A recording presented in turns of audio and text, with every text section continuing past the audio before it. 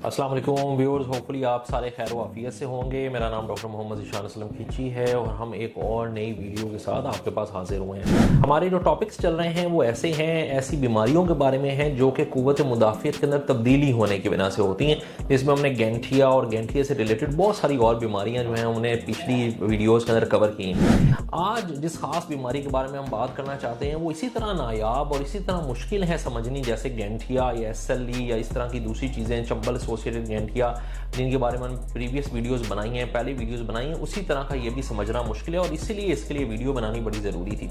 ये है पट्ठों की सोजिश।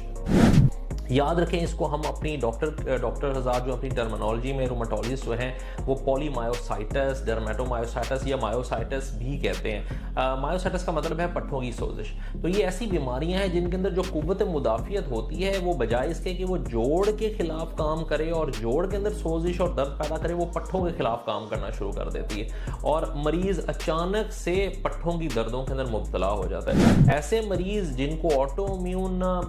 जो आपकी पट्ठों की सोजिश है वो होती है, अमूमन उनके अंदर जो प्रॉक्सिमल मसल्स होते हैं यानी कि जो कंधे के साथ एसोसिएटेड और कमर के नीचे वाली कूल्हे के साथ एसोसिएटेड मसल्स और पट्ठे होते हैं वो ज़्यादा इफेक्टिव होते हैं एज कम्पेयर टू के हाथों के पट्ठे कमज़ोर होते हैं। सो ऐसे हजरात को जो कंधे से ऊपर लेके जाना बाजू को मुश्किल हो जाता है, यानी कि अगर शेड से उन्होंने कोई चीज़ उठानी है, किचन से उन्होंने कोई चीज़ उठानी है तो वो उनके लिए मुश्किल हो जाती है। इसी तरह नीचे बैठ के उठना उन लोगों के लिए मुश्किल हो जाता है क्योंकि कूल्हे के और हिप के जो मसल्स होते हैं वो कमज़ोर हो रहे होते हैं। तो असल में कभी कभी ये तशखीस नहीं हो पाती और लोग इसको न्यूरोपैथिक पेन्स मतलब हराम मगज़ या मोरों की दर्दें समझते रहते हैं और उस हिसाब से दर्दों की दवाइयाँ खाते रहते हैं जिसका इसके ऊपर कोई भी बेनिफिट नहीं होता। ये पट्ठों की सोजिश होती है जो एक रूमेटोलॉजिस्ट देख के उसकी तशखीस करता है, फिर उसके लिए कुछ मखसूस टेस्ट होते हैं वो कराए जाते हैं ताकि पता लगे कि वाकई ये पट्ठों की सोजिश है। और अगर वो पट्ठों की सोजिश आ जाती है तो बहुत अच्छा इलाज है जो कि टारगेटेड उन मसल्स को, पट्ठों को सेव करने के लिए होता है और अगर वो आप करते हैं तो पट्ठों की सोजिश खत्म हो जाती है और ये सारी ताकत वापस आ सकती है। इस बीमारी को पकड़ना,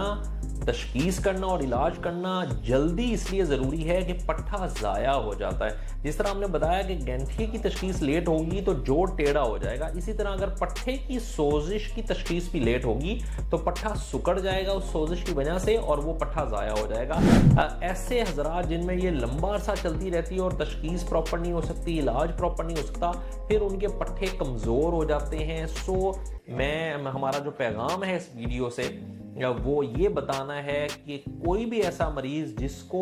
जो पहले बिल्कुल ठीक था और अब उसको कमजोरी पट्ठों में ऐसी आनी शुरू हो गई है या दर्द पट्ठों में ऐसी आनी शुरू हो गई है या सोजिश जो कि नई है और उनसे नीचे बैठ के उठने में उनको मसला हो रहा है या ओवर हेड बाजू को लेके जाना यानी कि शोल्डर लेवल से ऊपर बाजू को लेके जाना उनके लिए मुश्किल हो रहा है, कंघी करनी मुश्किल हो रही है, ऊपर से चीज़ें उठानी मुश्किल हो रही हैं, तो ऐसे सारे हजरात को लाजमी किसी करीबी रूमेटोलॉजिस्ट को दिखाना चाहिए ताकि वो ये तशखीस कर सके कि क्या ये दर्दें और ये जो मसला है ये हराम मगज़ की वजह से है या ये पट्ठों की सोजिश की वजह से, क्योंकि दोनों बीमारियों का इलाज टोटली डिफरेंट है और दोनों काबिल इलाज है। सो अगर हम पट्ठों की सोजिश वाली को नहीं जहन में रखेंगे और ज़्यादातर जो लोकल डॉक्टर्स हैं और दूसरे डॉक्टर्स हजरात हैं वो सिर्फ न्यूरोपैथिक को सोचते रहते हैं, मोरों की दर्दों को सोचते रहते हैं, तो फिर हम पट्ठों की सोजिश का इलाज नहीं कर पाएंगे और उसकी वजह से हमारा पट्ठा डैमेज हो जाएगा और पूरी ज़िंदगी की माजूरी हो जाएगी। सो हमारी वीडियो का मकसद ये है कि ऐसे पेशेंट जो पट्ठों वाले हैं वो ज़रूर रूमेटोलॉजिस्ट को दिखाएं।